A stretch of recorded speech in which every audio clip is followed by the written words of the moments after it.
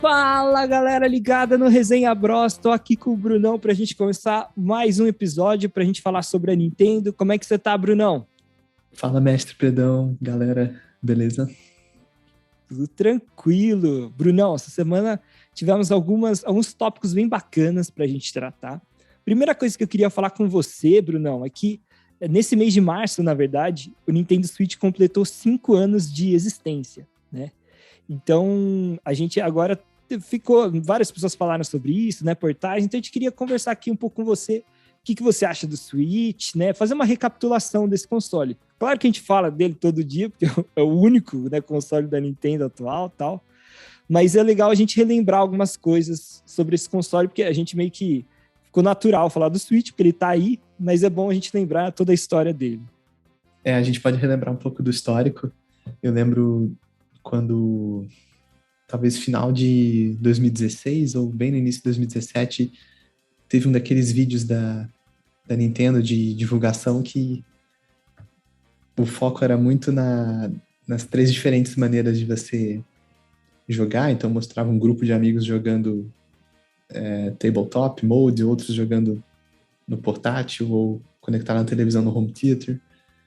E para quem tem o primeiro contato com o console, isso que era uma grande diferença. Ainda antes de você saber os títulos que teriam, só esse fato dele oferecer várias maneiras de utilizar já era um grande diferencial. Então esse foi o primeiro ponto que chamou atenção lá no início. Cara, eu lembro que antes ainda de anunciarem, era um negócio assim, tava uma expectativa grande pro próximo console. Pra ser sincero, assim, antes do Switch, era a época lá do Wii U e do 3DS. E eram, vamos dizer assim, tempos ruins pra você ser fã da Nintendo, principalmente no Brasil. Porque o E Wii U... principalmente no caso do Wii U, eu acho. Exato. Porque o 3DS ainda foi um console que fez sucesso, tal, que tinha alguns jogos bons. Mas a Nintendo saiu do Brasil nessa época, né? Você lembra? Tipo, parou de ter jogo físico importado, console. Aí era cada um por si, né? Selva. Pra você encontrar o jogo, o console. Era, tipo, vários Brasa preços. isso, né? Cada um importava do jeito que queria. Então, tipo, ficou meio difícil de você ser fã da Nintendo no Brasil por conta dessa questão. Tinha questão financeira, óbvio, porque aí os jogos ficaram com preço maior, tal, né? Os consoles também. E ainda não é... E eram, tipo, consoles, principalmente no caso do Wii U, que não fizeram tanto sucesso. Eu mesmo sempre falo que o meu console que eu menos gostei de toda a Nintendo era o Wii U. Não é nem questão, assim, de jogos. Até tem alguns jogos interessantes e tal. Mas eu achava um console muito pouco prático, assim, né? Então acabava muito rápido a bateria do gamepad. Aí, sei lá, eu achava muito ruim, né? E, enfim, daí você tinha que jogar só com o gamepad. Putz, eu achava meio pouco prático mesmo, né? No final. E, enfim, daí eu não tava, assim, também com expectativa muito grande pro próximo console, mas ao mesmo tempo tinha um pouco de esperança. Assim, putz, será que vai ser melhor? Porque o Wii U não me empolgou muito. Aí eu lembro que antes de lançar, ninguém sabia o que era, como que ia ser o console. Eu sei que a única coisa que falavam era como se o nome dele, o nome de protótipo era NX, que era tipo Nintendo X, porque ninguém sabia o nome ainda. E ficava todo mundo especulando. Eu lembro que, assim, a única notícia que eu vi falando que realmente que podia ser um console híbrido foi, assim, 2 dias antes do lançamento, sabe? Mas, assim, no meio de eles tanta conseguiram notícia... manter muito bem o segredo. E no meio de tanta notícia, tipo, não dava pra saber se era real ou não, sabe? Passou despercebido quando eu li. Eu falei, sei lá se vai ser. E eu nem sabia direito o que era console híbrido. Acho que ninguém sabia, nunca tinha tido, né? Entender direito esse conceito. E aí eu lembro do dia que a Nintendo falou, não, vai ser anunciado o novo console, e eles falaram, vai ter um... não era nem trailer, era um teaser, né? Eles usaram uma palavra assim, glimpse, sabe? Um negócio assim, uma coisinha do novo console vai ter no dia tal. Era tipo umas 11 da manhã de uma sexta-feira, eu lembro disso. E eu tava, tipo, em casa, eu estudava à noite, e eu falei, mano... Daí, quando eu vi, deu 11 horas, eu falei, nossa, não vi, deixa eu pegar tal. Nossa, eu fiquei abismado. Quando eu vi, assim, Eu não lembro fiquei em assim, choque, cara. se quando eu assisti esse vídeo que já mostrava assim fisicamente como que era o console, se já tinha acontecido esses pontos que você falou desse segredo todo, ou se isso fazia parte dessa ideia de dar um glimpse do que era, mas foi o que marcou mais. Não sei se você lembra, Bruno. O primeiro trailer do Switch é um trailer que tem um cara tá jogando Breath of the Wild em casa. Aí mostra, assim, um pouquinho do controle, assim, mas tá meio escuro, não dá pra ver direito. Mas dá pra ver que é um controle que ninguém sabia, né? Mas é um controle tradicional de videogame, que já foi uma novidade pra Nintendo, que era o Pro Controller. E aí, tipo, ele tá jogando, olhando pra TV e aparece um cachorro tipo dog alemão, gigante, assim. Dá uns latidos assim, na cara dele, daí ele pega o console e, tipo, vai passear com o cachorro no modo portátil, entendeu? Daí era pra mostrar, cara, tá jogando em casa, pegou. Legal. Nossa, daí eu lembro que marcou muito, assim, quando ele pegou aquele negócio saindo do dock, eu falei, mano, o que tá acontecendo, velho? O que é isso? O cara tirou o videogame? Era muita coisa, assim, pra eu pensar na hora. Na minha cabeça não tava processando o negócio direito. E agora isso parece tão corriqueiro.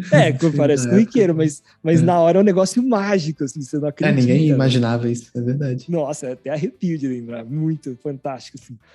Mas teve uma coisa também que no... provavelmente foi você que me mandou. Eu mandei pra você, pra Fefeu, pra todo mundo. Mas uma coisa lá da época do Wii U que me incomodou muito era o calendário de lançamentos. Eu comprei o Wii U bem no começo, ao contrário do Switch, eu só consegui comprar depois, mas o Wii U eu tive bem no começo. E demorou muito tempo para aparecer jogos de títulos grandes, né? Isso incomodava muito. Agora no Switch a gente tem um calendário bem mais frequente. Tem franquias aí que não apareciam há algum tempo e voltaram a aparecer no Switch. No Wii U era mais restrito os jogos. Digamos, jogos AAA no Wii U eram mais restritos. E eu acho que mesmo os jogos, que nem... Eu tenho um jogo que é muito bom para dar esse exemplo. Eu acho que, assim, por exemplo, quando a Nintendo lançou o Wii, ele tinha funcionalidades novas, controle de movimento, aquele negócio de você apontar. E a Nintendo conseguiu fazer jogos que usavam muito bem essas funcionalidades. Por exemplo... Isso é um ponto importante também. Que a gente falou bastante você falou do Metroid Prime Trilogy, né? O negócio da Sim. mira, funcionava muito bem, era muito da hora. Então, sim. Tipo, eles eu tinha minhas dúvidas se ia ficar bom, porque eu tinha jogado outros jogos que eu não achava tão boa a implementação com o Wii Remote, mas no caso daquela trilogia do Metroid Prime ficou muito legal. Exatamente. E a Nintendo, ela tenta fazer isso, né? Normalmente ela lança um console que tem alguma funcionalidade nova e tenta usar essa funcionalidade, tenta lançar um jogo que usa muito bem essa funcionalidade nova. Então, falei aí do caso do Metroid, e no caso do Wii U, que a grande diferença dos outros consoles é que é como se ele tivesse duas telas, vamos dizer assim, né? Que é quase que nem um DS, porque você tinha a tela da TV e a tela do gamepad. E eles tentaram fazer isso ser uma funcionalidade interessante em alguns jogos, mas não teve um jogo assim que ficou, não, esse jogo você tem que jogar no Wii U, porque ele usa muito bem a funcionalidade. Tanto que os melhores jogos do Wii U foram todos depois portados para o Switch, com um pouquinho de adaptação e tal. Sim. E um jogo que simboliza muito isso é o Star Fox, porque a gente teve o Star Fox 64 no Nintendo 64, depois tiveram outros Star Fox no GameCube que mudaram um pouco o jeito de jogar, que aí era tipo, ele misturava um 3D shooter, né? Não só como nave, né? E você andava com o Fox nos planetas, tal, com os personagens. E aí, no Wii não teve jogo original de Star Fox, tiveram alguns para DS, 3DS. E aí eles lançaram o Star Fox Zero no Wii U. E o que eles fizeram basicamente era quase um remake do Star Fox 64. Tipo, eram os mesmos planetas para você explorar, tal, não mudou muito, era bem no mesmo estilo, né? Tipo um shoot 'em up de 3D, vamos dizer assim. Só que eles quiseram fazer um negócio assim, para usar a funcionalidade do gamepad, era uma coisa assim, você mira, você olha para a TV, você olha a tela. Quando você olha para o gamepad, é como se você estivesse dentro do cockpit do avião, da nave. Só que, você tinha que ficar olhando para cima e para baixo, ficava um negócio muito... Você ficava com tontura e não dava para jogar direito. Porque se você olhava só para a tela, você via onde estava a nave e conseguia desviar dos obstáculos, só que a mira da nave era ruim. Então você tinha que olhar no cockpit, aí você olhava para baixo para tirar. Ficou muito ruim, muito ruim. Eles não conseguiram ficar uma coisa boa, sabe? Atrapalhou o jogo. Se o jogo não tivesse isso, teria sido melhor. Então isso incomodou bastante no Wii U. Mesmo os jogos que eles tentaram fazer únicos, assim, por conta da funcionalidade do console, não deram muito certo. Dos jogos que eu joguei no Wii U, o único que eu me lembro de ter gostado mesmo da utilização do gamepad foi o Mass Effect 3. Porque lá você tinha na tela do gamepad, ficava sempre o mapa o tempo inteiro indicando a sua localização e o que tinha em volta. E era bom ter aquela informação presente ali para você não ter que necessariamente navegar para o menu do mapa na tela principal. Mas também não era uma coisa que você ia olhar sempre e ficar olhando para cima e para baixo, igual no exemplo do Star Fox que você falou. Uhum. Então ali foi uma utilização boa, mas acho que dos jogos que eu joguei foi a única, porque na maioria, acho que o gamepad ele só duplicava o que era exibido na tela principal, ou aparecia alguma outra coisa totalmente sem relevância também. Era isso que eu me lembro do gamepad.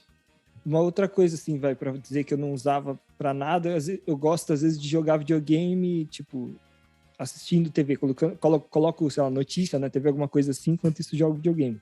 Eu só podia fazer isso com console portátil, né? Porque não dava pra fazer com um console de casa. E no Wii U, eu lembro que, por exemplo, Mario Kart, às vezes eu pegava, jogava só no console, no gamepad, e aí ficava assistindo, né? Eu deixava a TV ali. Que você pode fazer com o Switch, hoje em dia também. E até Acho que a melhor, gente pode porque aí até você pode ir considerar para qualquer que... lugar com ele, né? acho que a gente pode até considerar que o Wii U ele foi o meio do caminho para chegar na portabilidade do Switch, porque o Wii U você podia usar o gamepad como portátil, mas ele sempre tinha que ter o console por perto, né?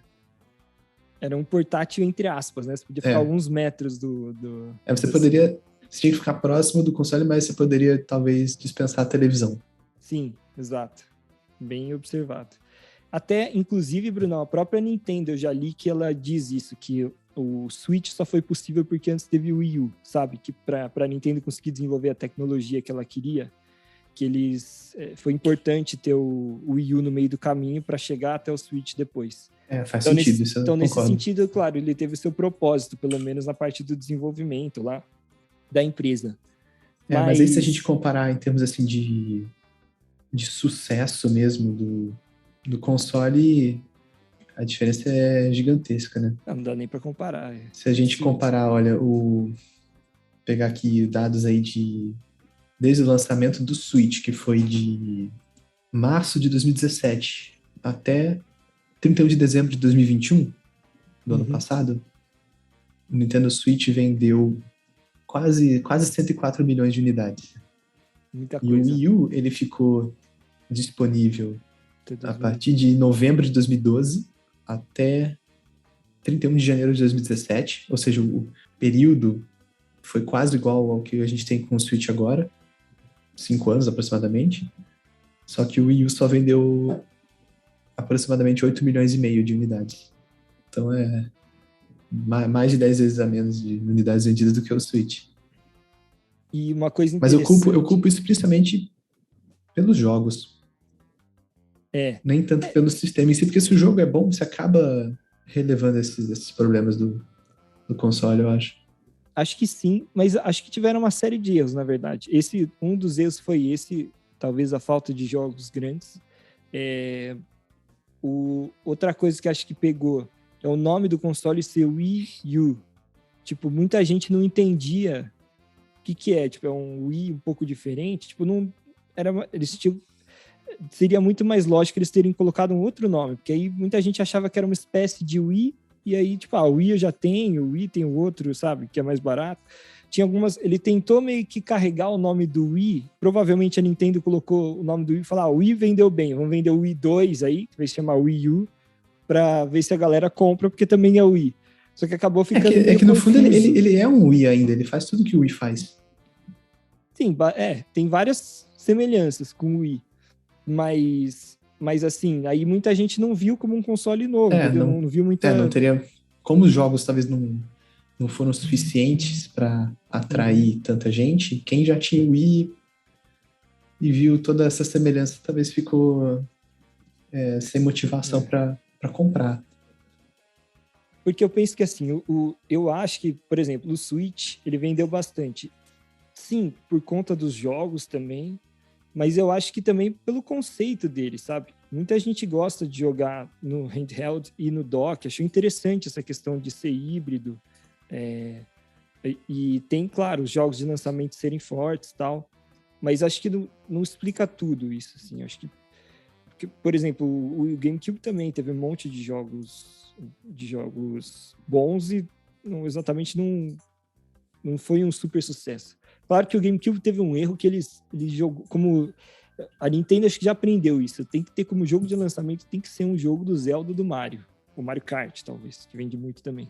Mas tem que ser um desses, não pode fugir muito deles.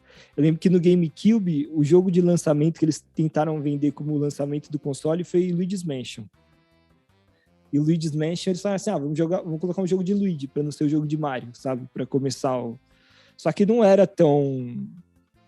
Mas o Pedrão, o GameCube ele vendeu aí bem mais do que o Wii U. Ele vendeu bem mais, mas vendeu é. bem menos do que o PlayStation 2, que era um console que ele concorria na época. Claro. Entendeu? É isso que eu tô comparando. O que eu acho até mais curioso ainda no caso do Wii U é que, como ele veio depois de um console que vendeu tanto, e ele vendeu mais de 10 vezes a menos do que o Wii, é um indicativo assim, que tava tudo muito contra, né, aquele console, porque... Exato. Mesmo o GameCube, com todas as adversidades aí da concorrência que você falou, ele conseguiu vender quase 3 vezes mais do que o Wii U.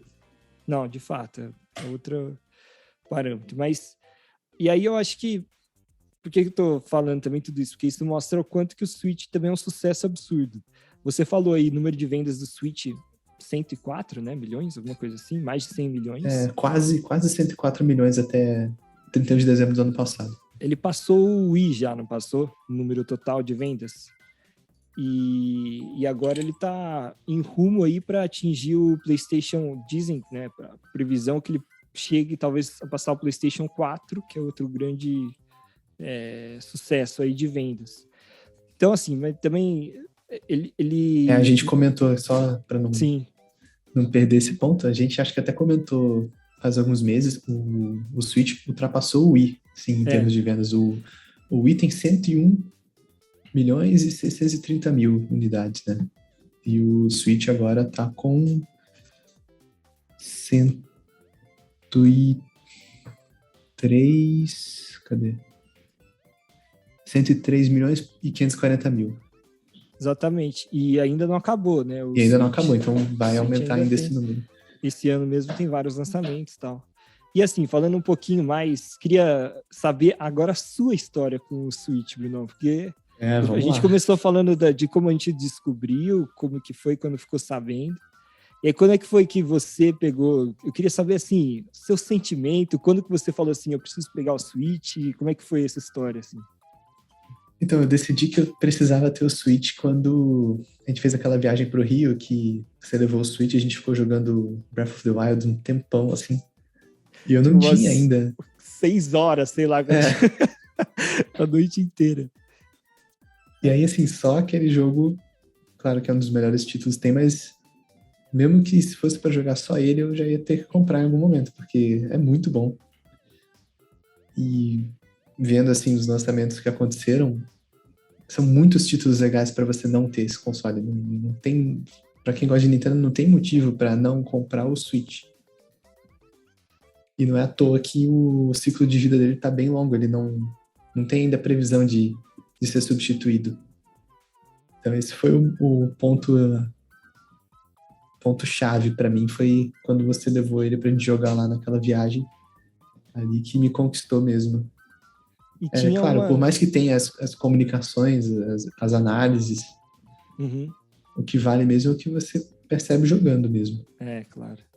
E nessa época, eu lembro, logo que lançou, tinha essa dificuldade porque ele não tinha chegado no Brasil ainda. E também quando ele chegou muito caro, é por isso que eu demorei até achar uma oportunidade melhor assim para comprar. Exato, porque ainda essa época que eu falei, né, a Nintendo saiu do Brasil na época do Wii U e aí lançou o Switch mundialmente, não lançou no Brasil, porque a Nintendo não tinha voltado pro Brasil. Ainda, até hoje, ela tá voltando aos poucos, assim, né? E tem a loja virtual, mas mídia física a gente não tem exatamente, né, no preço padrão e tal, e os consoles começaram a vir depois, com algumas grandes empresas, né? Hoje é vendido, né, pela Amazon e tal, pela Magalu, essas grandes empresas. Sim, essas lojas grandes sempre tem. Isso, e por um preço, aí, daí eles são parceiros mesmo, oficiais da Nintendo e tal, pro Switch no Brasil, mas ainda tinha esse drama. Então, na época, eu lembro que quando lançou, eu tava no Brasil e depois fui fazer intercâmbio. E foi fora que eu comprei, até porque também era bem mais barato, que nem o Brunão falou, nem tinha no Brasil e tal. Aí, putz, eu lembro, tava na Irlanda, fazendo intercâmbio. Quando lançou, eu falei, putz, lançou. Daí eu ia, cara, tava esgotado, não dava pra comprar lá na Irlanda. Todo dia eu ligava, não tinha. Tipo, não tinha console. Não é que não tinha o que eu queria, da cor que eu queria, não tinha. Era qualquer um, Switch não tinha. Daí eu lembro que eu entrei naquela... É a GameStop mesmo, que depois chegou a falir, aí teve todo esse lance e tal. Sim. Aí eu tinha uma GameStop, eu falei, cara, desse console, ele falou, não, vou fazer o seguinte, tem uma lista aqui, a gente tá com a lista de espera quando chegar, tipo, daí eu te ligo e tal. Eu falei, beleza. Aí chegou no final de semana, nossa, eu lembro que eu fui assim, eu falei, hoje é o dia que eu vou pegar o Switch. Mano, eu fui até a loja lá, assim, eu lembro que eu almocei fora, esse dia era fim de semana, sabe? Aí eu voltei pra casa e só fiquei jogando, velho. Tinha outra opção, meu final de semana. Eu falei, mano, eu tô em outro Depois país de tanto esforço... tal, podia estar aproveitando, dane-se, vou ficar em casa jogando Switch. Pra mim é mais empolgante e importante, tá ligado? Tava muito viciado. E uma coisa legal, né, Brunão, que você falou, nessa época que eu peguei, eu comprei 3 jogos do Switch na Irlanda. São os 3 jogos que até hoje, os únicos 3 que eu tenho mídia física. É o Breath of the Wild, o Mario Kart 8 Deluxe e o FIFA 2018, que era o FIFA que tinha na época, que também foi jogo de lançamento. Eu jogo pra caramba, jogo de FIFA, assim, e tal. Eu falei, jogo bom também pra ficar jogando, assim, né, que não fica velho, assim, você joga várias vezes. Mas, mesmo assim, né, você falou que jogou, né, na minha casa o Zelda, na minha casa não, mas a gente jogou junto o Zelda no meu Switch e tal. E aí, eu pensando aqui comigo, falei, pô, não eram tantos jogos grandes assim de lançamento, mas no Zelda em si dá pra você ficar uma vida jogando aquele jogo, né? Porque ele é infinito. Quantas horas também, em média um jogador leva pra completar o jogo, né? Esse número eu não tenho, mas eu sei que eu já joguei é só mais de... pra refletir, quem fizer todas as sidequests vai gastar umas 100 horas no mínimo. Pelo menos. Claro, sempre vai ter um cara que vai fazer o speedrun, mas claro, isso mas aí assim, é depois de você ter jogado muito, que você também pode alguém tá fazer jogando pela speedrun. primeira vez pra conhecer o jogo mesmo. Sim. Alguém que queira realmente completar tudo, acho muito difícil uma pessoa sem fazer speedrun, alguma coisa do tipo, fazer em menos de 100 horas. Se você quiser pegar tudo, é muito tempo. Eu tenho mais de 350 horas desse jogo no meu Switch. Tipo, é muito, muito grande. E eu continuo jogando, tô jogando no Master Mode agora. Quer dizer, foi um belo título para iniciar. E esse lançamento do Switch também, o lançamento, é impossível a gente falar do lançamento do Switch sem falar do final do ciclo do Wii U, porque o próprio Breath of the Wild era um jogo que tinha sido pensado pro Wii U, porque o Wii U tinha tido... Todo console da Nintendo de casa tem pelo menos um jogo de Mario 3D e um jogo de Zelda 3D. Todos tiveram. O Wii, por exemplo, que foi um console que fez muito sucesso, teve 2. Teve o Twilight Princess e o Skyward Sword. Agora o Switch, que é outro que está fazendo muito sucesso, teve o Breath of the Wild, vai ter a sequência também. Mas o lançamento do Breath of the Wild como o primeiro jogo do Switch, né? E o último jogo, entre aspas, do Wii U, mostra que a Nintendo antecipou o fim do ciclo de vida do Wii U e falou assim, mano, não vamos lançar esse jogo que te demorou 5 anos para fazer num console que flopou. Vamos segurar um pouco mais. A gente até lança em, tipo, até respeito aos jogadores que tiveram... Porque quem tinha o Wii U já sabia que seria lançado esse jogo do Zelda no console. Então a gente também não vai deixar os caras na mão. A gente já prometeu, vai ter que entregar. Mas a gente entrega como título final, tipo aquele último título que encerra... foi o tiro de misericórdia do Wii U. Sim, é isso. Tava isso ladeira abaixo, né? Exato. E, enfim, mano, muito da hora. Eu lembro que eu fiquei viciado no Switch. E era legal, era bom pra mim, porque como o console era híbrido, eu tava viajando, eu não tinha TV. Então eu jogava só no console, mas já era suficiente pra mim, né? Eu jogava tudo ali. Então foi perfeito pra mim, eu que tava lá. E você também pegou fora, né, Brunão? Foi, eu demorei um pouco mais, porque eu não tinha previsão de viajar sim. Na época do lançamento, né? Mas quando eu fui para os Estados Unidos, eu comprei lá. E aí eu peguei de início o Smash Ultimate, o Breath of the Wild e o Mario Tennis. Nossa, já me rendeu muitas horas de diversão ali naqueles primeiros dias que eu tava já muito ansioso pra comprar. Você já pegou um line-up mais robusto, vamos dizer assim, já tinha mais jogo, É um né? line-up que eu sabia que ia ter centenas de horas ali. E Sim, até sim, hoje tem, né? Até hoje claro. ainda jogo muito esses 3 jogos. Exatamente. E uma coisa que você falou, né, brevemente, a gente sempre fala, mas é bom lembrar, é que a Nintendo é exatamente o contrário do que você falou que aconteceu com o Wii U. Se o Wii U tinha poucos jogos assim, nossa, esse jogo é muito bom, memorável, vale a pena, o Switch parece que os caras simplesmente a Nintendo falou assim, a gente vai pegar todos os IPs e fazer o melhor jogo possível. Assim, eu acho impressionante o que a gente está vivendo de lançamento de jogos bons e grandes da Nintendo. E se você lembrar que completou 5 anos que foi lançado o Switch. Geralmente eu lembro assim, pode não ser a coisa mais precisa que tem, mas eu lembro que os consoles eles seguiam tipo tinha uma graduação assim de quantidade de lançamentos. E quando chegava assim no final, próximo aí de 5 anos de ciclo, os lançamentos começavam a diminuir e aí começava a surgir informações da próxima geração. Sim, pelo menos os Mas grandes no caso do lançamentos. Switch, isso está sendo diferente. É. E eu tenho pensado bastante sobre isso, a gente sempre discute isso aqui, né, no resenha, É um tópico recorrente. Mas é porque é um tema que a gente fica pensando muito, a gente que gosta, todo mundo, né, que gosta do Switch. Mas eu tenho pensado muito, Brunão, que eu acho que, assim, tem uma união de fatores que faz a Nintendo querer não, mas continuar ampliando o ciclo de vida do Switch, né? E é que nem você falou, uma evidência de que ele não vai acabar logo, de uma hora para outra, porque, nesse ano tem vários jogos importantes que ainda vão ser lançados, inclusive a sequência do Breath of the Wild, que eu comentei. Mas, por exemplo, tem o DLC do Mario Kart, que a gente vai falar mais pra frente no episódio. Eles anunciaram que vão ser ondas até o final de 2023. Então, a gente imagina que pelo menos até o final de 2023 não vai ter nada além do Switch, né? Pelo menos não vai ser lançado nenhum console além do Switch. Da Nintendo, obviamente. Mas, assim, também esse negócio que a gente vê, né, acontecendo no mundo, ainda mais agora com guerra, tal, que a gente está vivendo, de a escassez de produção de chips e componentes, eu acho que também é um motivo a gente não pode negligenciar, assim, que eu acho que leva a Nintendo a falar assim, ok, a gente tem a produção desse console, tá vendendo bem e tal, pode até ter os seus problemas de escassez de componentes e tal, mas vê se faz sentido o que eu tô falando, Bruno, você que entende mais essa parte. É muito mais fácil eu continuar produzindo um console que eu já tenho toda a linha de produção do que eu fazer um console novo, um Switch 2, ou sei lá como vai chamar o próximo console da Nintendo, que vai ter vários componentes diferentes, né? Que é nessa situação que a gente tem hoje de escassez de componentes, é muito mais complexo você conseguir dar conta da demanda com Eu um acho que console faz novo. sentido, sim, o que você falou.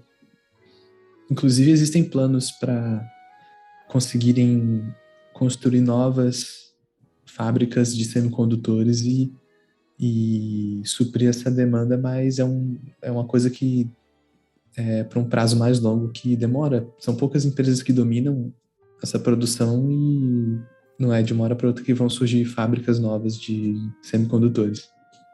Provavelmente é uma dificuldade que a gente vai enfrentar ainda durante um bom tempo. Exato. E, cara, impressionante. Falando até de outros consoles, eu tava dando uma pesquisada, assim, para ver. Mesmo os consoles novos da Microsoft, né, e da Sony, o PlayStation 5 e os Xbox Série X e S, você não encontra para comprar, e não é que você não encontra para comprar porque... Você não encontra para comprar porque não tem, porque não, acabou. Não é porque a gente está no Brasil, qualquer lugar do mundo, não tem. Eles falam que, por exemplo, o início de vendas do PlayStation 5 foi um ritmo alucinante, assim, mais do que o lançamento do Switch. Só que ninguém sabe se o PlayStation 5 vai conseguir vender a mesma quantidade que o Switch, porque não tem. As pessoas querem comprar, mas não tem.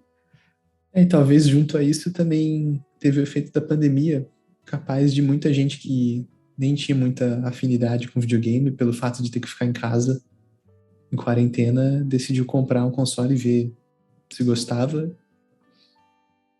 Pode ter colaborado também para ajudar a encerrarem os estoques do pouco que já tinha por causa dessa dificuldade dos semicondutores. Aumenta ainda mais a demanda, né? Sim. E também agora eu falei da guerra, né, levemente, mas só para falar que também é uma outra coisa que está acontecendo que deve impactar a economia global de maneira forte, e a gente não sabe quais são todos os impactos que isso pode gerar também na questão de suprimentos. No episódio passado, eu comentei sobre, por exemplo, a Nintendo não está vendendo mais consoles na Rússia, então tem tudo isso são questões que mudam, que geram, vamos dizer assim, ondas, né, no mundo todo, né, acaba afetando todo mundo. Então, tem várias incertezas sobre o futuro, né, de produção e tal. E, enfim, acho que é outro motivo que leva a Nintendo a continuar apostando, continuar lançando jogos para esse mesmo console. E, Brunão, uma coisa agora que acho que também é interessante a gente falar sobre o Switch, falamos várias coisas boas dele e tal. O que você acha que você não gosta no Switch? Ou o que você acha que, putz, isso aqui poderia ser diferente e tal? O que você sente quando você pensa assim nesse console atual? Bom, eu acho que o Switch é o melhor console que eu tive. Nem tenho muita dúvida disso. Mas pensando aqui no que poderia melhorar. Bom, talvez existe alguma opção, alguma variedade de Switch com hardware mais potente. Mas por uma questão de atualização para ficar no nível mais próximo dos next gen da Sony, da Microsoft. Não acho que deveria ser uma única versão com um hardware poderoso custando tipo $500, porque acho que uma boa parte do público que compra Switch não veria tanta necessidade ou tanto valor nisso. Mas talvez para um público menor, que também tem outras plataformas e sente falta às vezes de um gráfico mais caprichado, uma coisa. Pegar um título que venha, um título que não seja exclusivo Nintendo, mas que fica claro que foi feito ali um downgrade de gráfico para poder rodar no Switch, pegar tipo um The Witcher 3, um jogo assim. Uhum. Seria uma vantagem. Mais uma vez, não é algo essencial, porque eu ainda acho que o importante mesmo são jogos exclusivos. Mas nunca é demais você oferecer mais máquina, nem que fosse uma opção aí em paralelo ao OLED ou ao Lite, um outro subtipo do Switch para completar a linha com uma opção mais completa em hardware, acho que seria legal. Aí já não é nem do Switch em si, mas sobre o Switch Online, a opção premium dele eu acho ela bem cara ainda. Uhum. Mas, cara, acho que nos jogos a gente chegou num ponto que eu não vejo muito como melhorar, sabe? Tem lançamento para todos os gostos. Tem lançamento AAA exclusivo direto. Tem franquias aí que estavam paradas que voltaram, né? O Metroid voltou, o Kirby voltou. Pokémon voltou com um jogo 3D agora quase open world, que é o Arceus, que é uma nova abordagem para a franquia. Então, nossa, de jogos, eu acho que eu nem tenho nenhuma crítica a fazer de lançamento de jogos. O fato do Switch ser híbrido entre portátil e estacionário tem só vantagens. Eu uso muito mais no conectar na televisão, mas é sempre bom ter a opção de jogar portátil em algum lugar, e o tamanho compacto dele, mesmo que você queira levar para outro lugar para jogar na televisão, é bem fácil de desmontar e levar. Então acho que o único ponto mesmo que eu vejo que poderia sim fazer uma diferença em relação à concorrência é eles também melhorarem esse hardware para ficar mais compatível aí com 4K, com as novas tendências de hardware. Porque de jogos acho que já está num ponto perfeito. E aí você espera, por exemplo, que isso... Você acha que, assim... que é isso que você espera, por exemplo, para um sucessor do Switch, basicamente? Isso é o que eu esperaria. Porque como o Switch está com um ciclo de vida bem longo, as concorrentes agora já estão em Next Gen, mas o Switch não. Uhum. Por isso que eu fiz esse paralelo. Se existisse uma nova versão do Switch, da mesma maneira que foi feita com o OLED, só que com um upgrade de hardware, seria bem interessante. Mesmo que não fosse uma nova geração, fosse os mesmos jogos, mas que uma boa parte deles ele conseguisse rodar com uma resolução mais alta. Ou esses títulos que vêm originalmente de plataformas mais com hardware melhor, eles conseguissem rodar no Switch sem ter um downgrade de qualidade visual, seria uma vantagem. Eu acho bem provável que numa próxima geração alguma melhoria nessa direção seja feita. Mas, claro que se fosse lançado isso ainda no ciclo do Switch como uma outra versão, seria bem legal também. Uhum. Concordo Poderia ser o próprio OLED, sabe? Sim. Porque o OLED é uma melhoria exclusivamente técnica naquela tela. Não tem nenhuma diferença de jogabilidade e títulos em relação aos outros. Sim, sim. Então poderiam pegar o próprio OLED e colocar um hardware mais parrudo nele e lançar como um produto nessa direção, com hardware mais compatível com os next gen, sabe? Sim. Eu acho que é um pouco complexo, um pouco mais complexo do que isso, porque é claro que você, por exemplo, também fazendo um hardware mais poderoso, você implica console sendo também portátil, você tem que pensar na questão de bateria, de peso, né? Todas essas coisas que implicam o console ser portátil. Mas eu concordo com você que também acho que uma coisa que eu esperaria para a próxima geração é isso que você falou, um pouco mais de... Eu não digo nem, pessoalmente, eu não digo nem questão de 4K e tal, mas o que mais me incomoda é performance. Então, o Breath of the Wild mesmo tem alguns trechos, alguns lugares que ele dá o frame rate dá uma baixada consideravelmente. Então, quando o próprio jogo da Nintendo tem um problema assim, aí você fala, pô, né, tinha que ser um pouco melhor. Pelo menos o próprio jogo da Nintendo tem que rodar perfeito no console dele. Eu acho que eu até comentei em alguma outra ocasião aqui que talvez o 4K seja um pouco demais, principalmente se fosse pensar nesse cenário de lançar uma versão do Switch com hardware melhor, talvez fosse ficar muito caro. Uhum. E talvez não fosse compatível com portátil.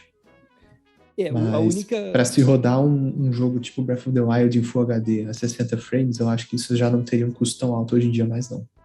Pelo menos, mas o que eu acho que a grande questão é assim, portátil é uma coisa, né? Ele no dock é outra. Então talvez é a grande questão que a gente fala, ó, Nintendo, anota aí, a gente fala faz tempo isso aí, presta atenção.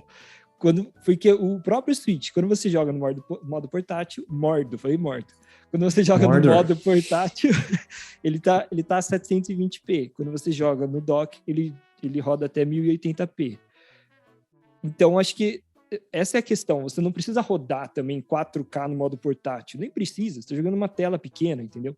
A questão é se você, talvez, né, quando você coloca ele no dock, o dock, além de ser uma plataforma que transmite o jogo para a TV, ele tem uma espécie de hardware ali que ajuda o Switch a, aí sim, processar uma imagem com uma qualidade melhor, aí pode ser uma coisa interessante, porque ele já vai estar conectado na energia e vai estar conectado na TV. Então você não vai ter se o dock fosse, por exemplo, se o dock fosse uma placa de vídeo externa, exato, por exemplo.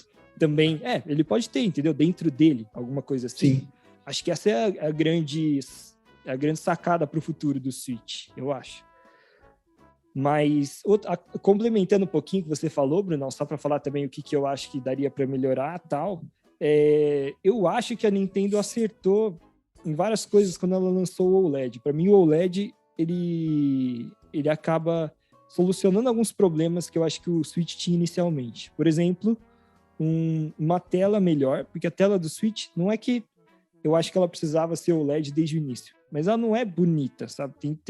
Tinham telas melhores. Eu podia ter uma tela melhor já naquela época, eu acho, na época do lançamento.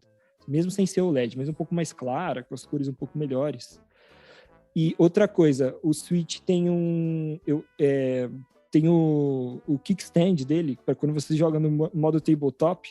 O Switch original eu acho muito ruim, aquele pezinho que ele tem atrás. É verdade. Isso foi bem melhorado lá no OLED. Eu tô lembrando agora das então, especificações. Algumas coisinhas, mas pelo que menos... o OLED, ele beneficia exclusivamente quem joga portátil. Se tivesse também uma melhoria de hardware, ajudaria também quem joga mais no estacionário, na televisão. Sim. para não dizer que ele não tem nada, ele até tem algumas coisas que ajudam que é, por exemplo, você tem entrada LAN de internet. É verdade. Não Você precisa tem mais adaptadora. E tem uma capacidade de memória maior, né? Maior, é verdade. 64 GB. Mas assim, concordo com você que a maioria das melhorias que são mais notáveis são para você jogar no modo tabletop ou handheld e tal. Mas enfim, essas são... Então eu já achei legal por esse lado o lançamento do OLED, porque acho que ele corrigiu alguns problemas que o Switch original tinha. E hoje em dia, se alguém fosse perguntar para mim, né, eu sugeriria que a pessoa comprasse o OLED, não o Switch original, porque ele já tem, né? Ele é como se fosse um Switch um pouquinho melhor.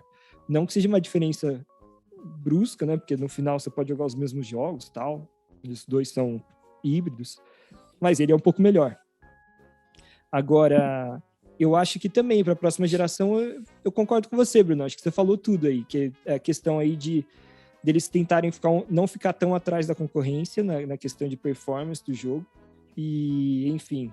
Mas eu também concordo quando você fala que é o meu console favorito, né, de todos os tempos.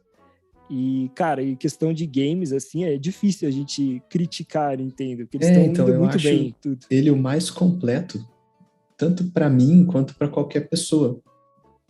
Porque eu prefiro jogar na televisão, mas se eu fosse jogar no portátil, também teria essa possibilidade. E alguém que joga mais no portátil, que quiser usar na televisão, também vai estar muito bem atendido. Por isso que eu acho ele tão completo. Exato. Até nas coisas que eu não valorizo tanto, mas dá para reconhecer que foi tudo muito bem pensado. Aí o único caminho de melhoria que eu vejo mesmo seria uma melhoria de hardware. Uhum. Em questão de jogos, a Nintendo acertou muito, né, em vários jogos. Assim, a gente critica alguns jogos aqui e tal, e tem minhas críticas a alguns, claro, mas de maneira geral, acho que eles acertaram muito nos grandes títulos da Nintendo. Tipo, fizeram jogos de Mario 3D muito bons, jogo de Zelda muito bom, trouxeram de volta algumas franquias esquecidas, como você falou, Brunão, e capricharam nos jogos, né? Metroid Dread, agora vai ter esse Advance Wars também. São muitos títulos que outro exemplo também sensacional, o Smash Ultimate. O jogo ficou anos recebendo conteúdo. O jogo já começou como o mais completo da história do Smash. E ficou anos recebendo DLCs muito legais. Personagem, estádio, de monte. Exato. Muito, muito legal. O Switch, cara, em questão de jogos é impressionante. E mesmo ainda mais assim, quem compra um Switch hoje em dia, nossa, a quantidade de jogos fantásticos que tem para a pessoa jogar é muito grande. E jogos de todos os tipos. Você gosta de 2D platform, você gosta de 3D platform, gosta de RPG, gosta de, enfim, de todos os gêneros, você tem alguma coisa muito interessante. Bom, então, Bruno, basicamente, acho que é isso, né? A gente falou bastante do Switch, tá aí no seu 5º ano já, foi lançado em 2017, e ainda tem bastante coisa pra gente falar no futuro sobre ele, claro que a gente vai ficar aqui sempre de olho. E o futuro do Switch é empolgante, né? Já é empolgante. E temos vários lançamentos grandes esse ano ainda. Exatamente.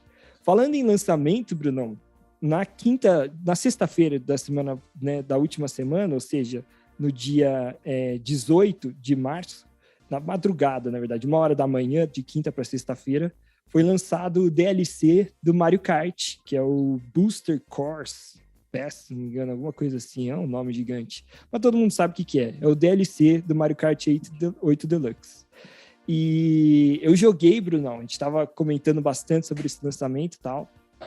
E é o seguinte, você acabou de falar, né, pegar esse gancho também, sobre a questão do Smash, né, que a Nintendo foi lançando conteúdo para o Smash ao longo de anos, né, em várias ondas, né, que eles chamam de waves. Isso. E a Nintendo, dá para ver nitidamente que ela vai fazer a mesma coisa com o Mario Kart, ou seja, ela vai lançar 48 novas pistas, que na verdade não são pistas originais novas, são pistas que já tiveram em outros Mario Karts, com gráfico, é claro, estilizado para esse Mario Kart, mas ela vai lançar aos poucos. Então, a estreia foi nesse dia 18 de março, foram lançados 2 Grand Prix, ou seja, 8 pistas, tem ainda mais 40 para a gente esperar.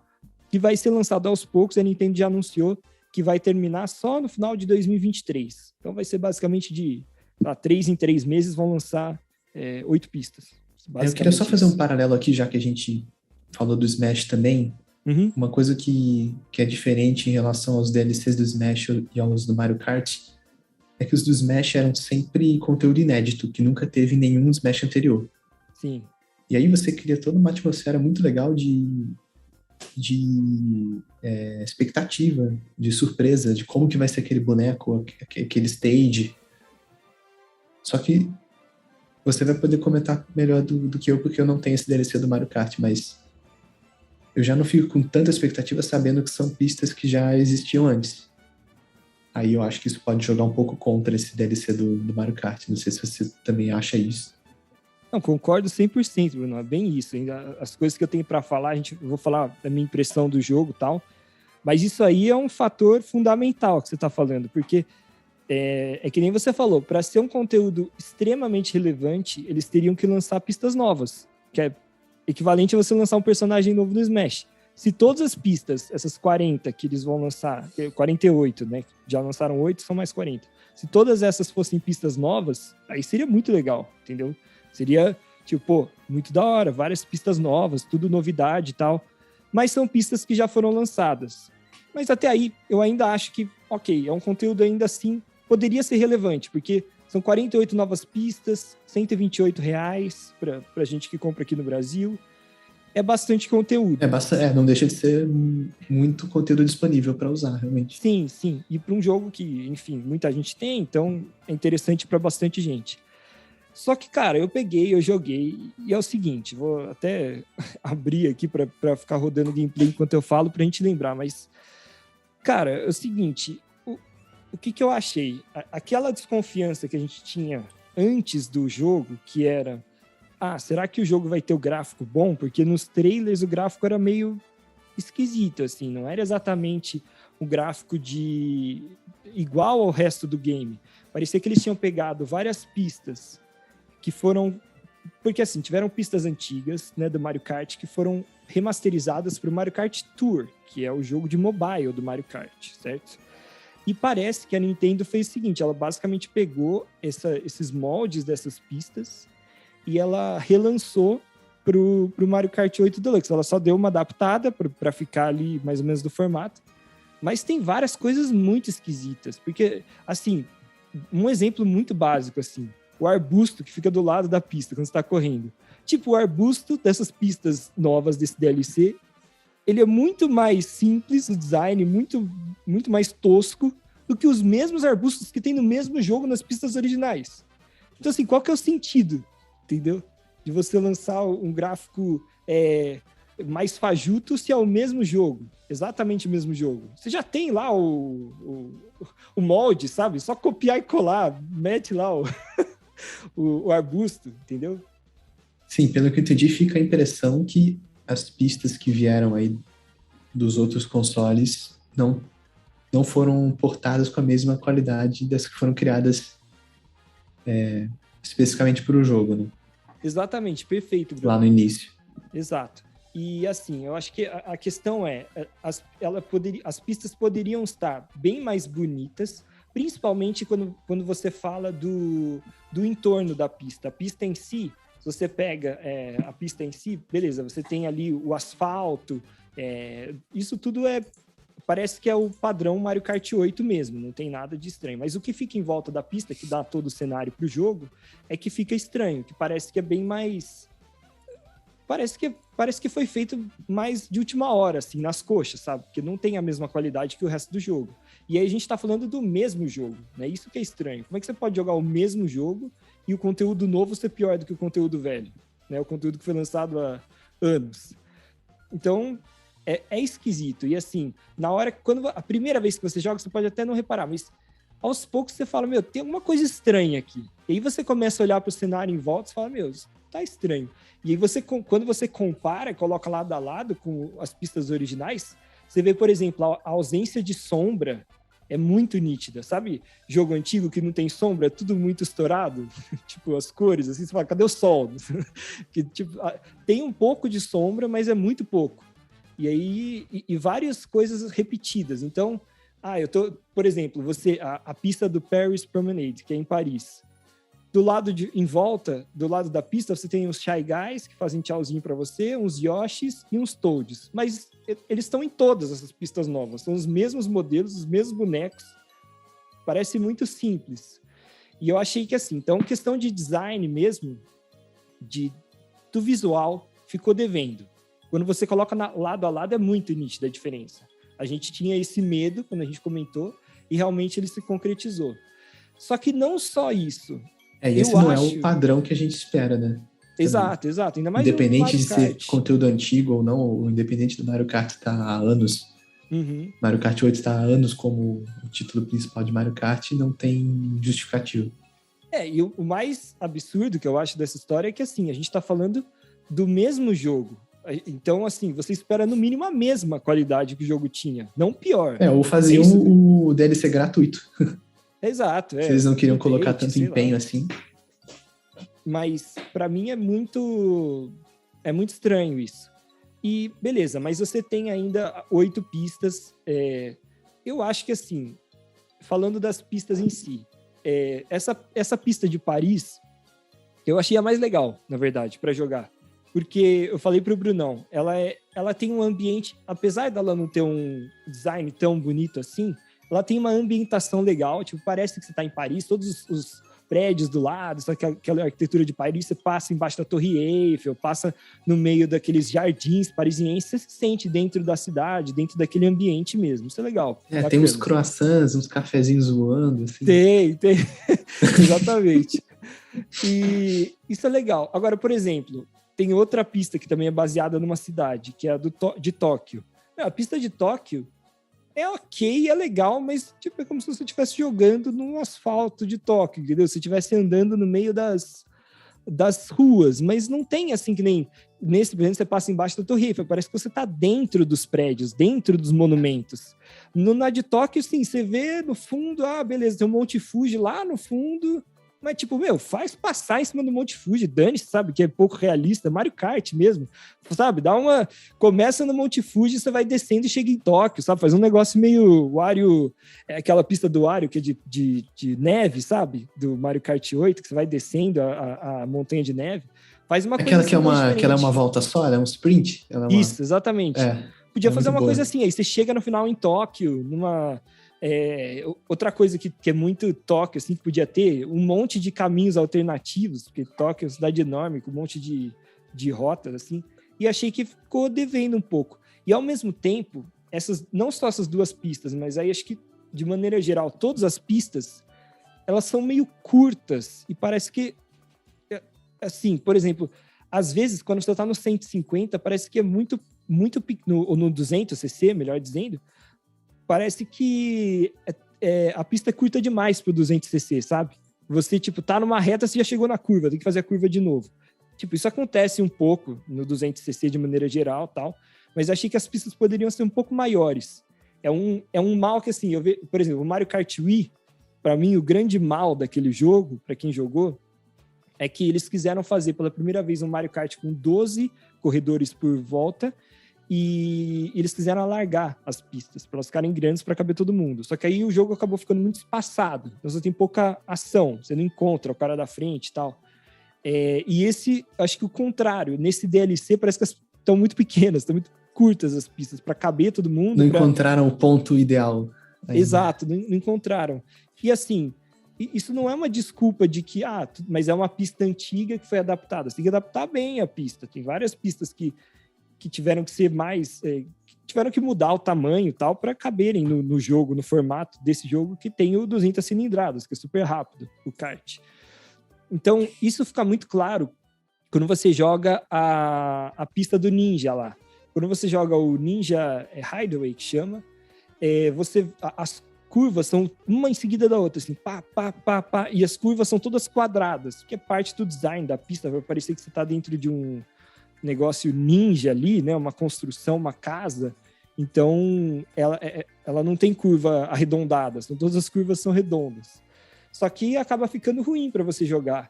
E eu acho que é porque, tipo, essa pista originalmente é pro Mario Kart Tour, e eles não adaptaram direito, tinha que ter adaptado mais para esse jogo.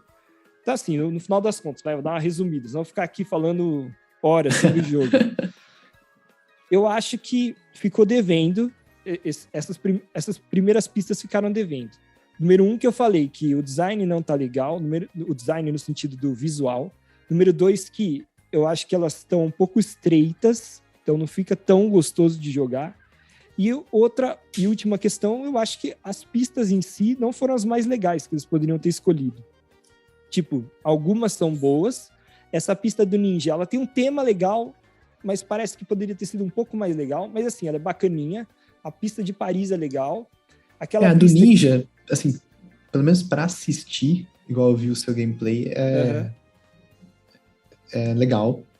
Sim. Mas aí jogando pode ser outra história, né? Mas pelo menos ela tem um cenário mais complexo, assim, mais elaborado, sabe? Sim, vamos dizer assim, é das melhores dessas que foram lançadas, para mim são as 3 melhores. É essa do Ninja, a de Paris, e tem aquela no céu também, Sky Garden. Aquela pista ficou boa, porque, por um motivo simples também, eles pegaram o design da pista bem simples. Então você tá assim, dirigindo no meio das nuvens e tal. E aí, quando eles foram adaptar, o em volta não tem quase nada no entorno. É só um background lá no fundo, que é como se você estivesse no céu, voando. Então, como não tem muita coisa em volta para você observar, você também não percebe as imperfeições dos arbustos. Justo. Isso que eu falei. Acaba ficando simples.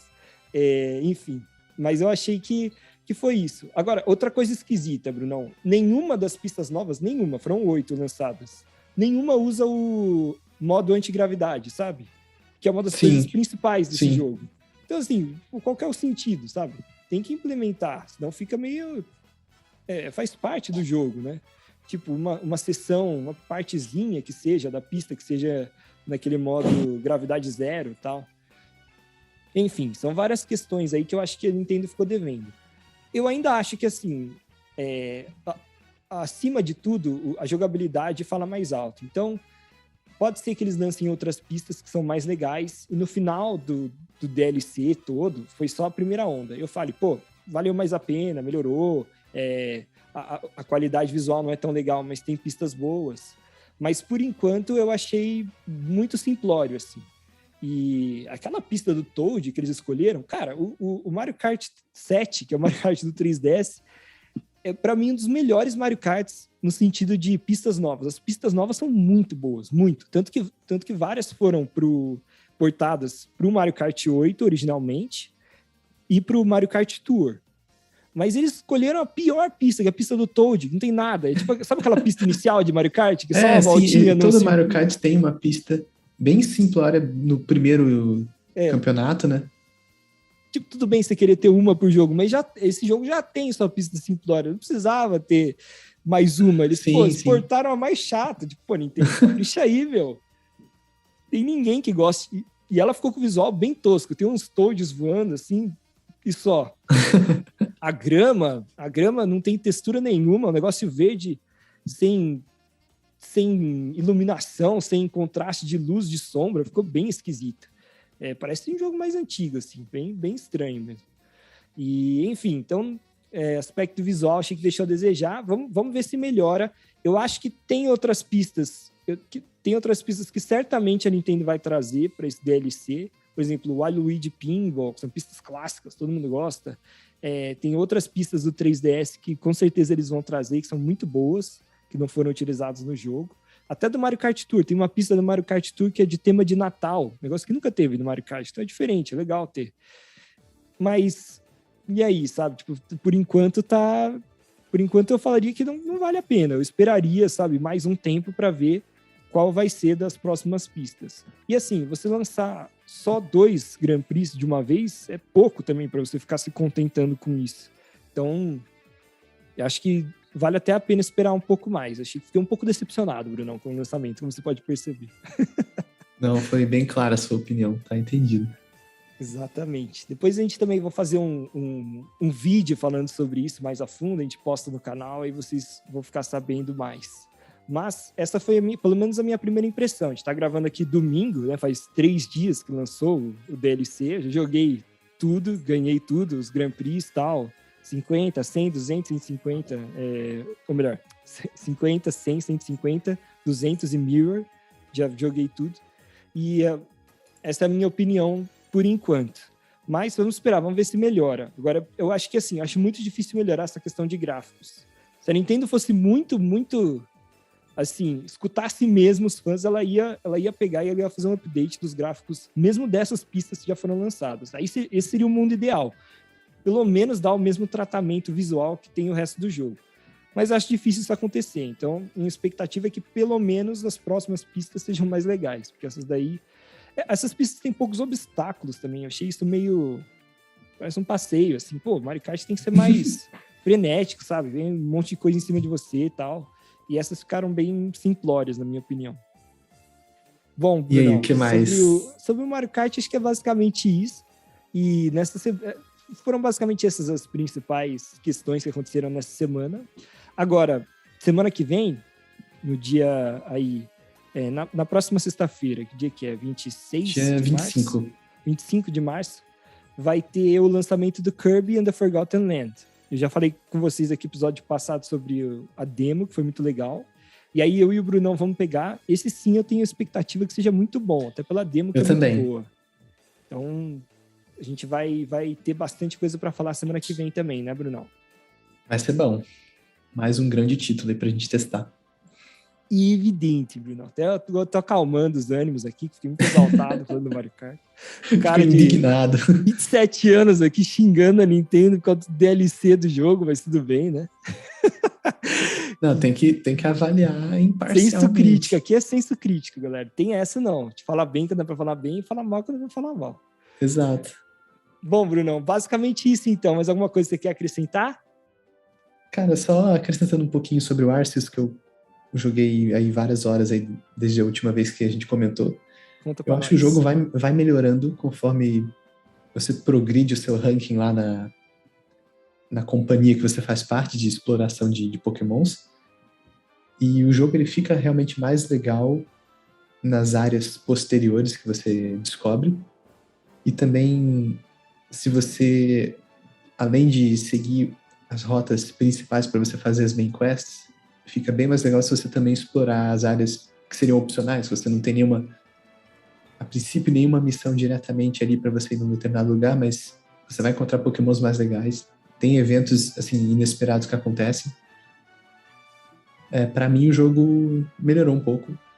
Eu ainda não sei se eu aumentaria a nota de 8 que eu dei lá no episódio que a gente comentou primeiro, né, sobre o Arceus. Era 8 ou 8,5, você lembra? Você deu 8, se eu não me engano. Deu 8, né? Eu, por enquanto, não aumentaria, mas se seguir essa progressão, pode ser que sim. Eu ainda não vi correção para o problema que eu mencionei de ter uns reflexos roxos meio esquisitos que parecem ser defeito, não parece ser nada intencional. Ainda continua da mesma maneira. Mas acho que é isso, né? O jogo fica mais legal, assim, conforme você avança um pouco na história. Beleza, bom ponto para o pessoal não desistir do jogo, então, que ele vai melhorando ao longo da campanha. E só para fechar também, Bruno, na verdade, o negócio que eu esqueci de falar é que, só uma coisa importante, no Mario Kart, eu percebi no DLC alguns bugs, alguns glitches que não tem no resto do jogo. Foram simples, foram pequenos, mas eu acho que é uma coisa que... Eu acho que a Nintendo vai arrumar isso, porque a Nintendo, isso ela se preocupa. Então, por exemplo, às vezes, o que aconteceu comigo? Eu tô na pista e aí eu dei uma barbeiragem, saí e fui na parte de grama, assim. A câmera deu uma... Sabe quando a câmera fica meio louca, assim? Ela faz um tum-tum, vai pra cima, pra baixo, negócio... Isso aconteceu comigo. Nunca tinha acontecido no jogo original. Quer dizer, no jogo original, não no DLC. E, enfim, foram poucas vezes que aconteceram, mas achei estranho também. Mas é mais um indicativo que o jogo foi meio apressado.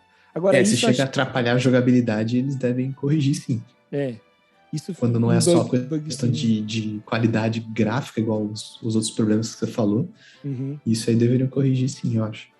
Eu acho que eles vão corrigir isso, mas também é uma observação a ser feita. Volto a dizer, não foi uma coisa que aconteceu com frequência, nem acho que vai atrapalhar demais, mas aconteceu, e nunca tinha acontecido no jogo original. Então, é um ponto a ser observado. Beleza então, Brunão? Beleza. Muito bom. Valeu todo mundo que escutou até agora. E a gente vai ficar nessa semana de olho no Kirby. No próximo episódio, com certeza, a gente vai falar pra caramba do Kirby, né, Bruno? A ansiedade tá forte aqui. Ah, moleque, você não tá da hora, hein, pra jogo.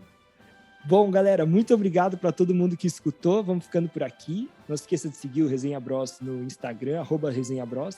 E segue a gente também no seu agregador de podcast ou no canal do YouTube. Se você tá aí, se inscreve no canal para escutar a gente, para saber. Também liga o sininho para receber notificação quando tiver vídeo novo do canal, né, Brunão?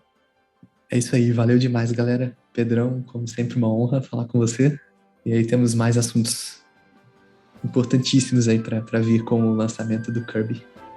Com certeza. Muito obrigado, galera, e até a próxima. Valeu!